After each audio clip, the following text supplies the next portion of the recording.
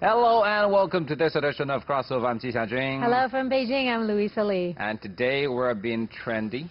I know. We are going to talk about, you know, what is the consuming habits, what is going on with the younger, trendy generation.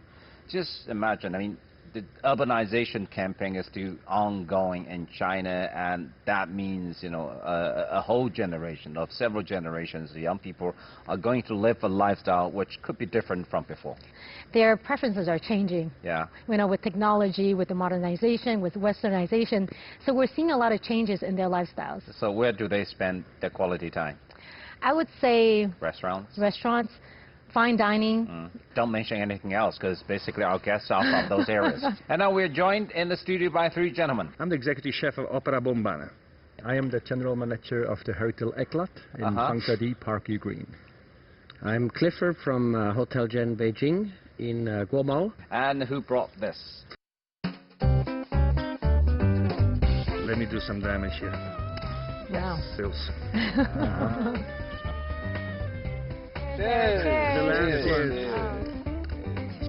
Yeah, and thank you for watching this episode of... Not yet. We just started. We're just starting. We are just starting.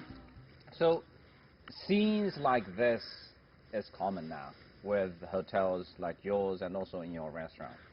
Hotels, restaurants, they always have been gathering places, right? 5 or 6 years ago, they were the business places, where transactions were finalized, entertainment was done, and stuff like that. The restaurants and hotels have become the gathering places where people want to share their time. They even just sitting down and playing with their phone. So, the right ambience, like a hotel, and the right setup, like a good selection of food, has become fundamental to within this process. So demand has raised. Younger generation has started traveling a little bit more, so they're more aware about the choices, quality benchmarks, and things like that.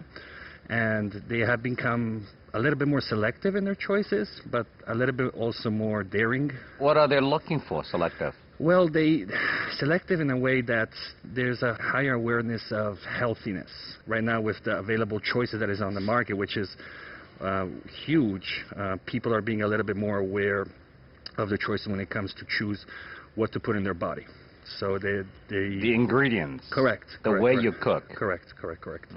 So especially in our restaurant, we take very much pride of our baking operation, because if you look at the recent years, the cases of gluten intolerance, dairy intolerance has raised exponentially, even because these kind of ingredients were not part of the staple diets of Chinese consumers in the past, So we take pride in working the product with ingredients and through processes that are totally natural. And lucky enough, throughout these years that we've been there, our customers have been able to recognize that, and they actually come back to us. So what kind of changes have you been seeing in terms of diners' preference? When I got here in 2008 and I went to the vegetable market the first time, it was just tomatoes, cabbage, sweet potatoes, and daikon. So soon after, with the Olympic Games and the opening of the markets, demand started raising for diversity. More ethnicity started coming to China, featuring their own diets, their own foods and things like that. And especially the younger generation, they started traveling more. Right now, I could say easily that everything is available out there. That's a good thing, but it can also be a bad thing, right? Because people sometimes don't have the possibility to make a conscious choice for what they're consuming. Being able to choose what you want to put in your body is not always a choice that everybody has. A higher, healthier product could be a little bit more expensive on the consuming rate, but it's going in the right direction. What about in hoteling? I mean, who are now the ones staying in your hotels? I think if you look back as well, 10 years ago, you had the international hotel chains, and everyone was running to those hotels in the belief of, okay, these are not the truly 5-star hotels. But I believe now, since the traveler became more sophisticated travelers over the year, they paying more attention to the detail. And I think an art hotel, a bespoke art hotel, which we are, we have a little selection right on the table, as well as we feature the largest Salvador Dali collection in China. People want to experience more than only just a simple room.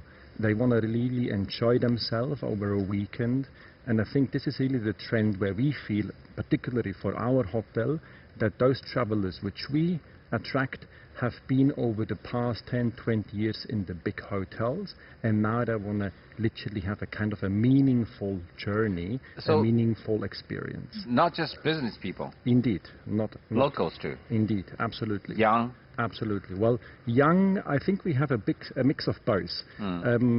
If we talk about Chinese customer, they are young, open to new things, which is very fantastic. And then if we go back to Europe, America, Australia, we literally see like there is a huge difference in the age. So the clients which are coming from overseas, they're usually between 45, 50 and above. Whereas the Chinese, like Clifford said, 25, 30, and they're open to experience something new. This is new in China. So we're celebrating this year's 7th anniversary, located in Fangzhou in the shopping mall, and it's really a landmark building in Beijing. Yeah. I think we have around 20,000 visitors a day, not only coming to the hotel, but as well spend their time in the shopping mall because they want to explore more than just literally a luxurious shopping mall, which you find all over the globe. Yeah. And we believe having exposed 3,000 art pieces gives some... 3,000. There are 3,000 pieces in there. Around the mall and also the hotel. Exactly. So the hotel around has around 700 to 800, but the mall has around 3,000. And this is really adding value to a consumer's journey. Do you think it's the artwork that's attracting these people to the hotel? Could be both. I mean, not only the art, what we have exposed in the hotel, but as well the type of rooms what we offer. I mean, we are really a boutique hotel with only 100 rooms, but we have 20 special themed suites. And all those suites have their own swimming pool on the terrace, which is quite unique in Beijing. If you look for a suite like a Harry Potter, a Star Wars, a Swiss chalet, a Miami suite, they're usually starting from 5,000-6,000 RMB, which I believe is reasonable. Okay, we'll see. So, your hotel, Clifford? It is a hotel, but I see a hotel, you know, it's a lot of rooms, and rooms are nice, and you spend so much time in a room. But I think the social playground around the room and the experience, I think that's why we are very popular. We have a great gym. It's a social playground. It's a meeting place. People hang out for hours in there. Sometimes it's too much, right? You know, the amount of selfies and the amount of how people dress up to go to the gym. It's nearly like a new nightclub, but you work out in there. And then the gym, yeah. So that says something for the healthy lifestyle. We have a brewery where we brew our own beer with an Australian brewmaster. Every week we have a new beer coming out. A very busy place, a lot of entertainment, constantly changing. So I think those elements really define the experience in our case. But again, the room is beautiful, the view is great, but people, they spend so much time in the room, right? A room is a room in the end of the day. So the questions, why the hotel, like your hotel, is successful, is popular among your customers? What kind of social trend does it reflect? What kind of needs you're satisfying? The gym is so important. People choose a hotel because of the gym, and they don't want to be in a basement, carpeted gym like you would have seen 10 years ago, or you still see. So I hear that very often, more often than I expected. Whether you're a business traveler or a leisure traveler, the journey is kind of, you know, you arrive, you do business, we have a co-working space where you can meet, where you can conduct your business.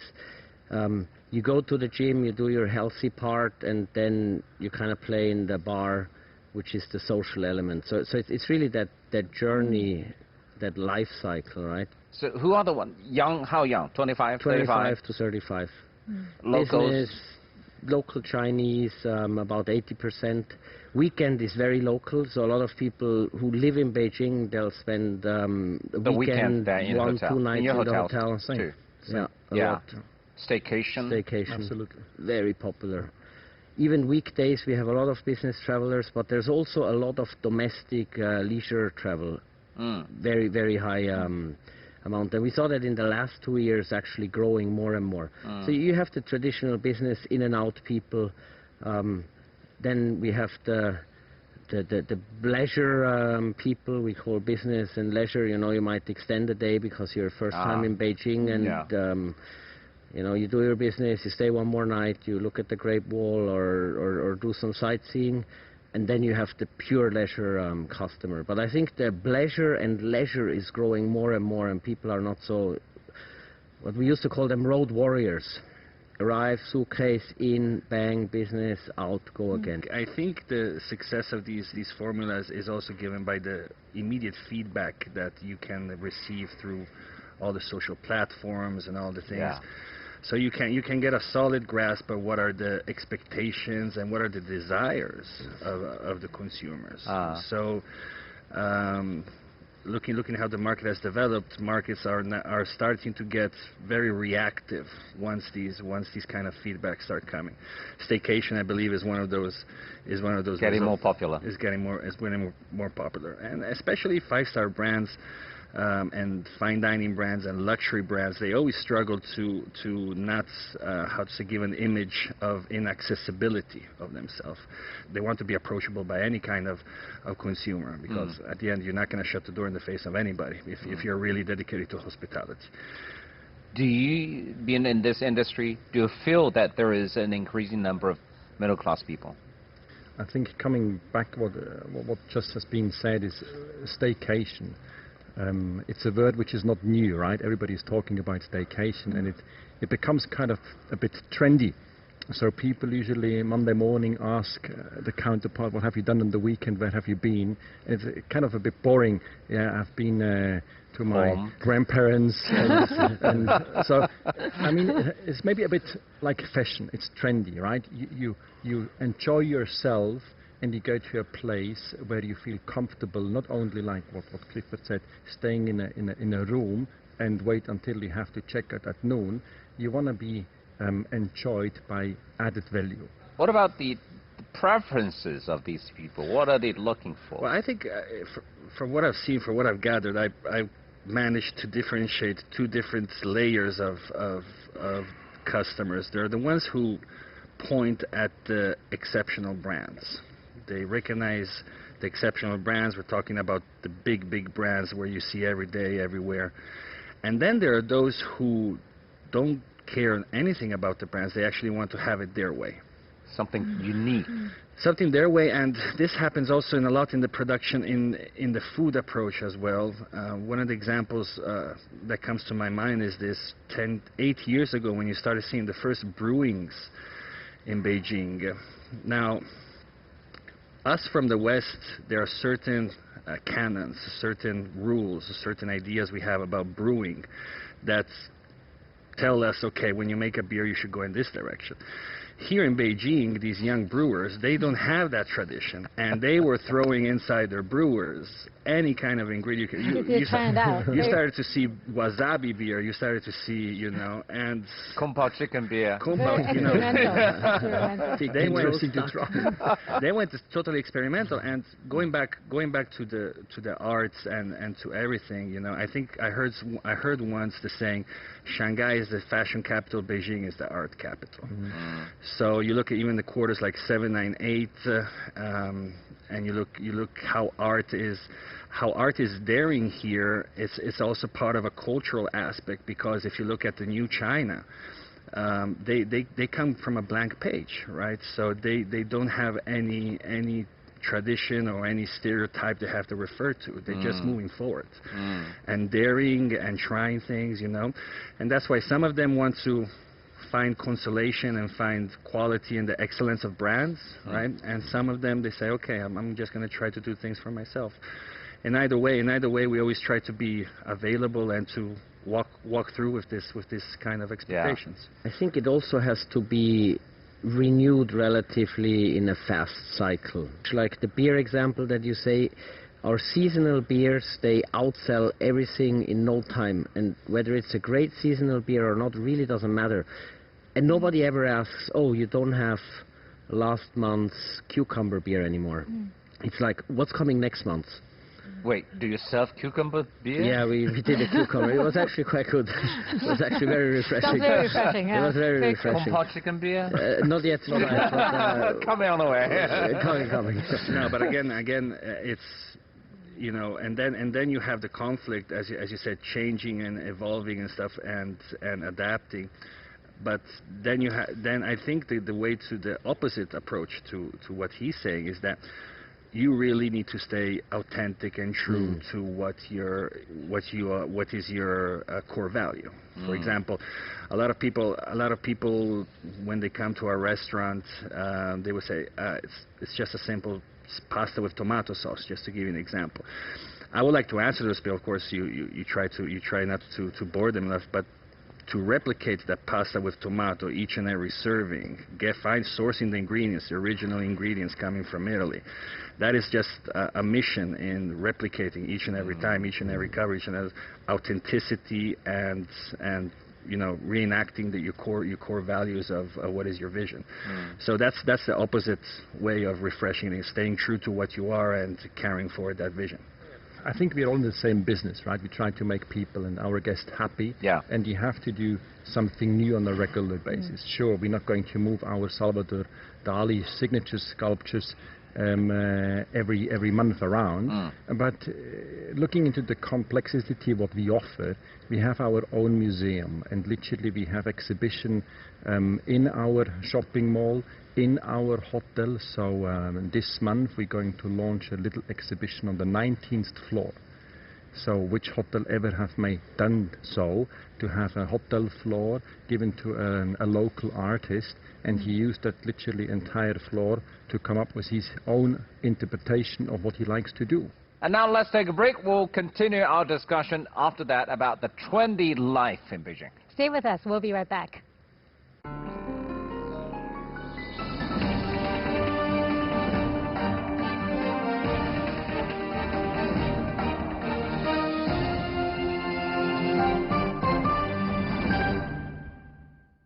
And welcome back to where we Crossover. have, I always you know, discover the discussion during the breaks Very is much interesting. heated than the ones that we have in a formal program. What about this new trend? Well, I feel like the whole healthy lifestyle is aligned with the global trend. I mean, it's not even here in China. If you step aside and go outside of this country, you can see that people are starting to care more and more about their bodies. You're seeing a lot of different programs coming out in gyms. It's not just a regular gym where you go lift weights. You have all these different classes that are popping out, not only in the West, but also here in China. And why do you think this is happening? Why do you think here in China we're catching up to the same kind of global trend? You know, health and aesthetics, I think primarily the majority is concerned about their aesthetics. And that's where you see all the people going to the gym, because if you observe how girls work out and what parts of the body they focus on, there's nothing to do with being fit and healthy. This is purely aesthetics. And the same with the guys, right? You see certain people who work out because it's about body conditioning and burning fat and being healthy, right? And getting your metabolism going. The majority works on one body part, the female, and the guys work on the upper, and The ladies on the waist, glutes, and it's aesthetics, 100%. Huh. Why is They it? will spend a lot of money in personal trainers to assist them with those aesthetics. At the same time, when it comes to food, you see them then, you know, I think people don't really understand yet the value of higher price food, organic, naturally sourced. But to put a lot of money in personal training to work on your glutes, that is easy money spent.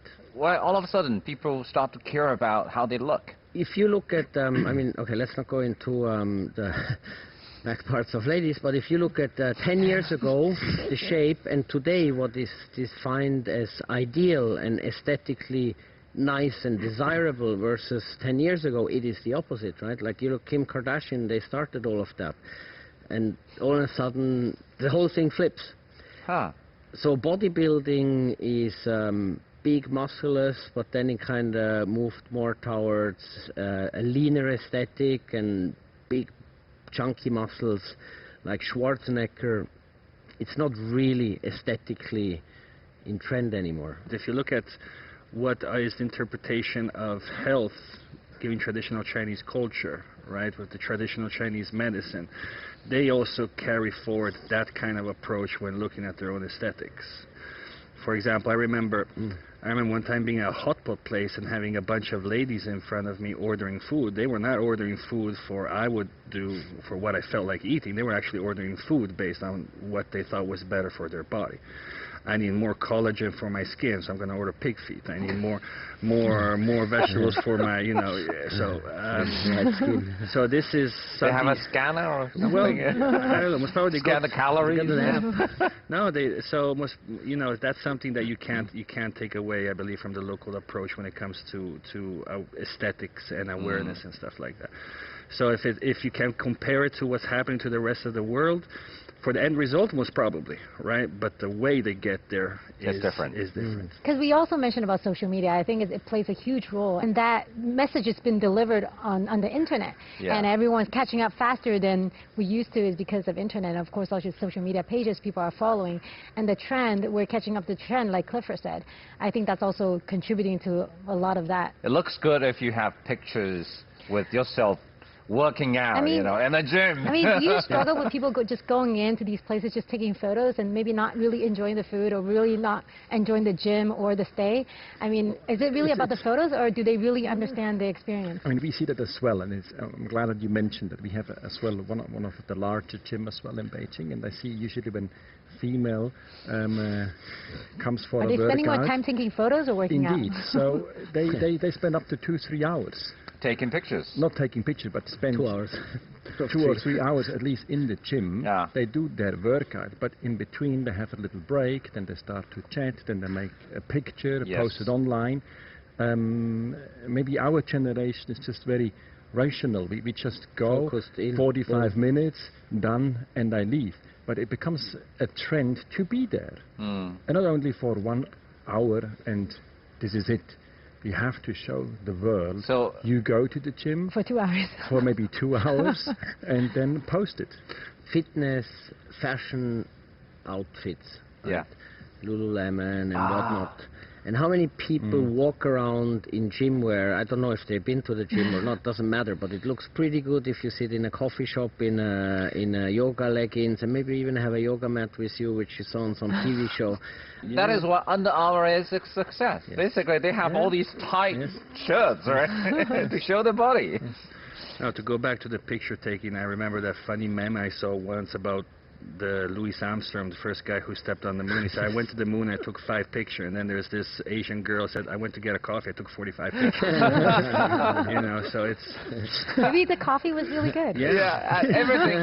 Everything except the taste of the coffee is Instagrammable. Basically, you take pictures and share it in your social media.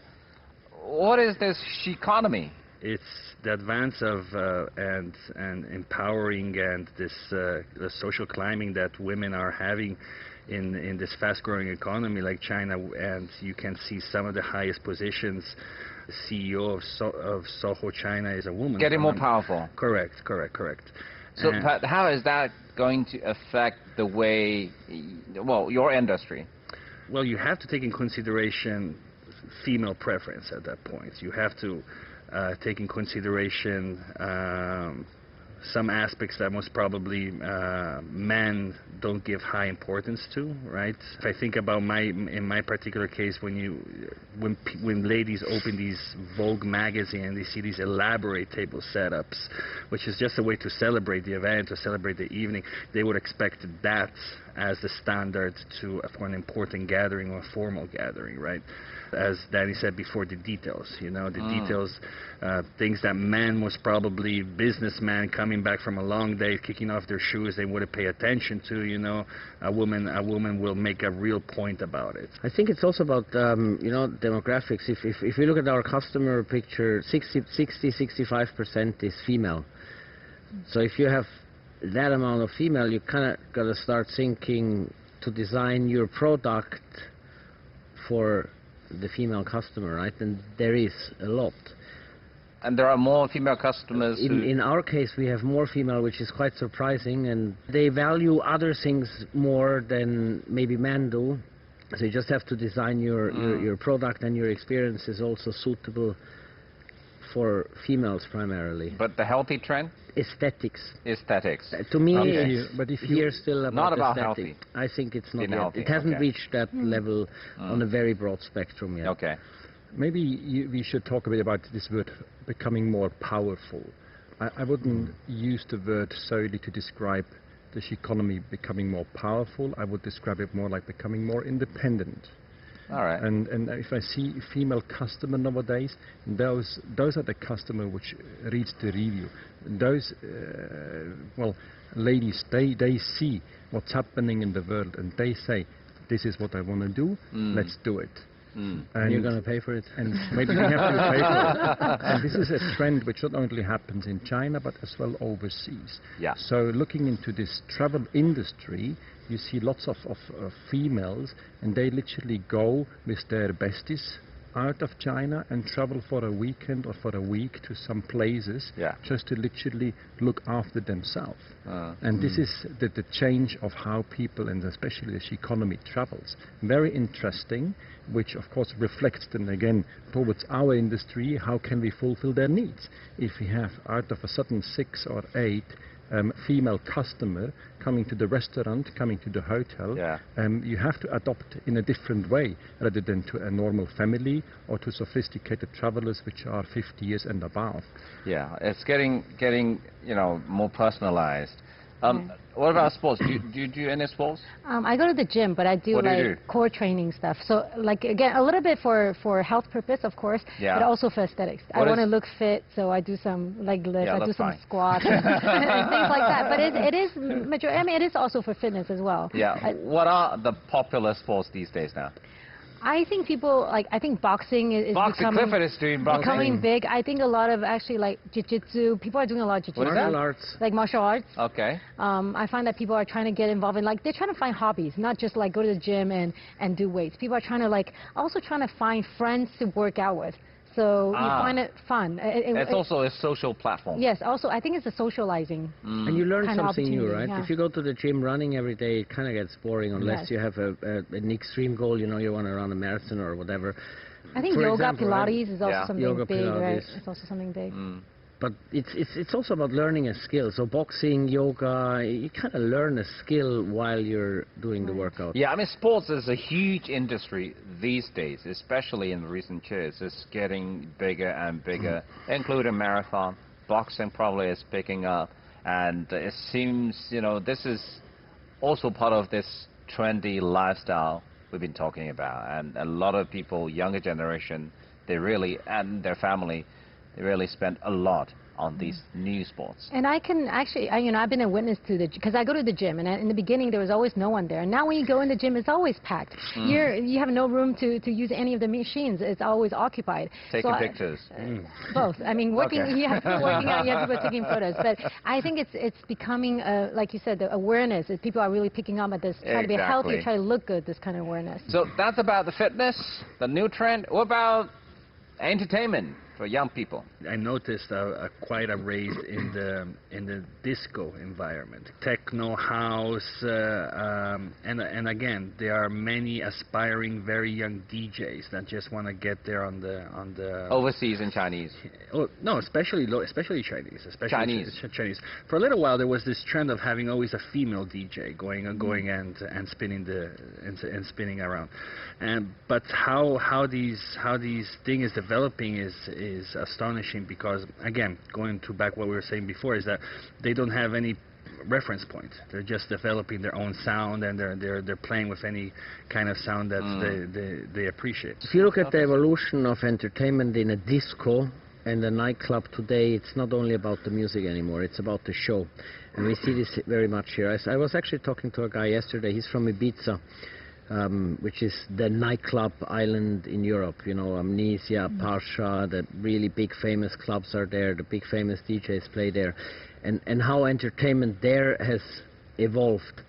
It's all about the show. And if you think about Cirque du Soleil, right, that's how the circus, where a lion is walking around in a circle and jumping through a fire circle, has evolved into Cirque du Soleil, which is an incredible show. So for us, whether it's music A or music B, the people here, they know maybe because it's all Western, right? We probably know it. They might know it, they might not know it. They'll like it, but what do you see? The show, and what you can take a photo of and a video of and what you can share, that is, like, I think, significantly more important than Pictures. only what you hear. Yes, it's the show. If you go back to entertainment, what is the show? What is the music all about? I think as well we have nowadays a serious trend of individual travelers to say, I want to have myself entertained in a different way than the crowd. So looking into a perspective, let's say art, museum. So we feel like there is a trend of people entertaining themselves, attending bespoke, tailor-made museum tours. And this may be even after midnight. So museum starts now to open late night and adding value to the individual travelers and entertaining them in a different way, whereas in the good old days the museum closed at 5, 6 o'clock, so it be. And I like to go a bit maybe away from the clubbing or from the disco or from the nightclub, because entertainment is much more Broad. than only music or a concert.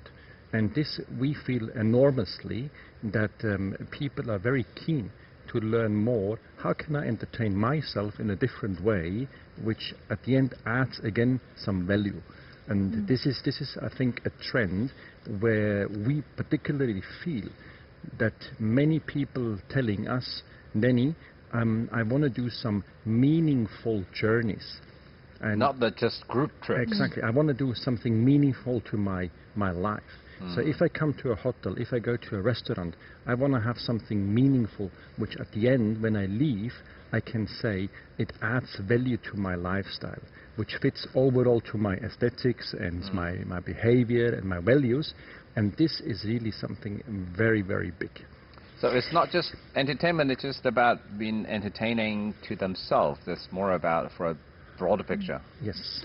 You know which entertainment, and I wonder what the genius thinks about that, has gone missing. You know, in the traditional restaurant in France or in Italy where you had the maître d', he would do a flambé or a steak tartare by the table, carve a whole roasted duck or whatever. That was a sort of an entertainment which was done with a lot of elegance, right? There was a ceremoniality to it. There was a ceremoniality to it. Where's that I going? think if you look at the broadcastings that are happening right now, and you look at these TV shows that are that are being broadcasted, and with the dilution of them into personal social platforms where people are showing up their recipe, I think this is, in terms of entertainment, is, when it comes to food, has brought a certain level of people feel more comfortable to approach things. That was probably, 10 years ago, someone used to hear the word risotto, right? And they would just melt on themselves and say, okay, well, what is a risotto? Right now, with everything that you see broadcasted, with personal interpretations of recipe and things like that, people feel more comfortable to approach, even if they're doing them by themselves. So that's something that we have to be thankful for this kind of entertainment. Exactly, and these days, especially with the development of social media, people are not alone. People always join others in doing something, and sometimes this something means something meaningful and not just about the individuals. Let's take a break, and we'll continue our discussion about that after a short break. Stay with us. We'll be right back.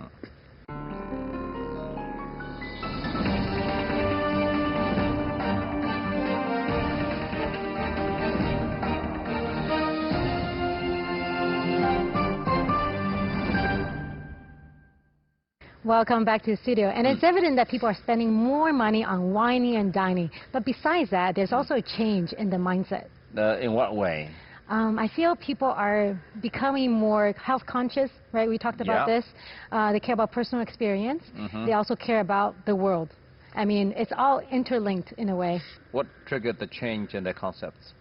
In the media, I think, when was that, a year ago or so, when China stopped importing the plastic recyclable garbage from Europe. I think that that triggered a lot because people started to realize how much is stuck now in ports in Hong Kong, and they don't know where to bring it anymore. I think here they realize they have enough to deal with domestically, right, without having to import recyclables from other countries. In our case, we stopped in Shangri-La using plastic straws and plastic containers and cups and everything this year on the 1st of May. And it was very radical. It was like just find an alternative, which is cardboard and bamboo, etc., which is actually quite easy to do. What is interesting is that from the customers, you know, we have this feedback when you leave, you get an email, you write a feedback form back. How many people actually say, what are you going to do about your plastic shampoo bottles? Or, you know, you can hang up towels, and there's usually a little sign where it says, hang your towel if you don't want it washed. So if it gets taken away by mistake, by goodwill, by a housekeeper and replaced with a new one, you will very frequently get a comment and go like, I asked you not to change my towel. Why did you change my towel? They're very, very aware and critical, and they look at us as an establishment that, you know, what are you doing about it? The awareness becomes very high. Very high. And I think ultimately it goes into the right direction. Yeah. It has to go into that direction, not only for us as hoteliers offering all those plastic bottles, amenities, but as well I've seen fitness center, they get rid of their water bottles. You know, you entered fitness centers and help yourself, how many waters you want, doesn't matter, and now out of a sudden they're gone. And you bring your reusable cup from home. I believe even coffee chains, meanwhile, in Europe have launched a concept giving you a certain discount on the coffee price if you bring your own cup. Yeah, exactly. And I think this awareness through, of course, medias, TV stations, and so on and so forth, helps a lot, which ultimately protects the environment, leaves a better nature for all of our kids and children, of course. So we are very glad to participate in that regard. Yeah. I think it needs to be cut off at the source, which is kind of us and the shops and the producers. So, for example, if you do a Waimai order for 4 people from any restaurant, you'll have a box full of plastic garbage. I mean, the packaging is beautiful. It's fantastic. You don't want to throw it away, right? And you think, like, what's that? And where do you recycle it? So even when the recycling comes, in Switzerland we're very organized, so I'm sure you know how it works there, right? But here I'm thinking, okay, there is 2 bins, one is for glass and one is for plastic and one is for whatever rubbish. Where do those 3 go? Or do they at the end go together again, and, you know, how are they even capable to deal with so much? Yeah, this is what they're trying to do with this new campaign. Yeah. So you got to start at the front and at the end, because otherwise I'm just in between. You deliver me a lot of plastic to my house, and then I put it into the plastic container, and it goes where? Yeah. I once heard a friend of mine. He lives in Dubai, and the solution for them was very easy. Municipality provides you with a special garbage bin for a certain kind of product, and you can only use this garbage bin for this product, and you have to keep this garbage bin outside, and then municipality will pass by, pick it up, clean it out for you, and leave it on your doorstep. Now, when municipality passes by, and if they find something that is not supposed to be in that thing, they don't give you back the garbage bin. So now you're forced. Now you start accumulating. Buy another one. No, you can't buy, because these are the only. I think it's kind of the condominium garbage bin, right? So so at that point you don't have a garbage bin for that. So you start accumulating that kind of garbage to a point where you freak out, and you just go and you pay your fine, which already has come in the mail at some extent. So it's a bit of a drastic method, but for what he told me, it works. Sounds. In Switzerland, there's a similar, different concept. The garbage bag has a stamp duty on it, so you cannot use any bag for garbage. You have to buy the garbage bag in the shop, and it costs, I don't know, $5 per bag. They're quite expensive. And everything that you recycle and don't put into that garbage bag is free. So you want to put your PET bottle into the PET recycling bin, and the aluminium in the aluminium, and the newspaper in the newspaper bin, to accumulate as much other rubbish, as little other rubbish as possible, because that bag is very expensive. But if we bring back this whole eco-friendly mindset too, how can we link this to the grown consumers here in China? I mean, why do you think their mindset is changing? Why do you think they're adapting this being green kind of movement? I mean, if you're listening to what's happening in Europe and how cautious really the world becomes, particularly talking on plastic, it is the way forward.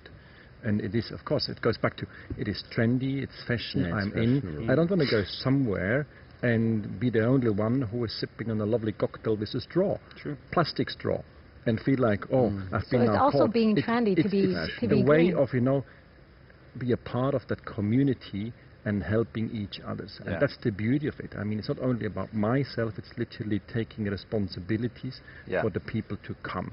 And this, I think, a mindset has changed drastically and will further improve along. And I think this policy in Shanghai just came up a few months ago, and now we're talking even in Beijing, in our hotel already about it, and are all like, wow, super, now we can launch it, now we can push it, because the mindset has changed, and we get the backup and to finally take actions. It's not just this garbage sorting campaign.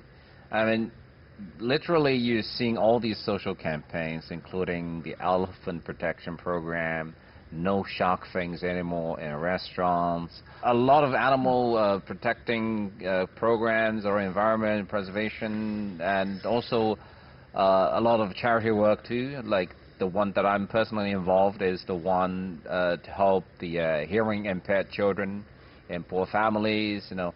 These kind of things, projects are now attracting the attention of a lot of young people. And actually social scientists, I guess, they're trying to figure out what is happening, why it triggered all these changes. I guess years ago, when you had to worry about how to feed yourself, and I guess you wouldn't have the the time, the energy to worry about what's going on elsewhere. But these days, I guess people don't have to worry about that anymore. And this is almost like a further step up. And then you are in the position to make the world better. I can give you a nice example. Many years back ago, still in Switzerland, I had some certain nationalities, without now going into much details, but they were ordering some amazing French red wines, chateaus. And we served them, we sold them, and what they did, literally, they took the Coca-Cola and they poured the Coca-Cola into the red wine. So for us, it was at that time like, how can you do that? And it was because of the lack of knowledge. So it was more like, I can show to buy that bottle of red wine, but I don't understand why I should not put and pour a Coca-Cola into that red wine. And it goes into the same reaction like what you said. People becoming much more mature. They have the fundamental needs covered. It's the next level of becoming more self-independent and asking yourself, how can I contribute more for the people to come, for my next generation? And that's really interesting. We see that a lot, and particularly as well here, that this is changing quite rapidly. I think in our circles, it's part of your etiquette, and you're unsophisticated if you don't recycle, right? It's part of lifestyle. But what about all the other mass of people, right? So I think it really still comes from where the product comes from. If that is not stopped, that it is delivered in plastic, you can recycle as much as you want. It will always come out in the wrong way. And a lot of people, I think their last concern is where the plastic goes, the majority of the people. Exactly. But at least people worry about that, and there is awareness, say, this is important, where it goes in the end. That's the thing. That's the change. And at least we're moving towards the right direction, this green direction. So when we talk about this trendy new lifestyle, it's not only about individual experiences, also about how you can fit into this bigger picture. How can you make your own share of contribution to make the world we're living a better one? Yes, indeed. Thank you once again, gentlemen. Thank you. And for Thank coming you very to much. Crossover. And we should cheers to that. Cheers! Cheers. Thank you. Ladies and gentlemen, Show. for your time. Salute. And thank you for watching this episode of Crossover. All the best. Cheers. Bye. Bye. Cheers. Cheers. Ching ching. Salute.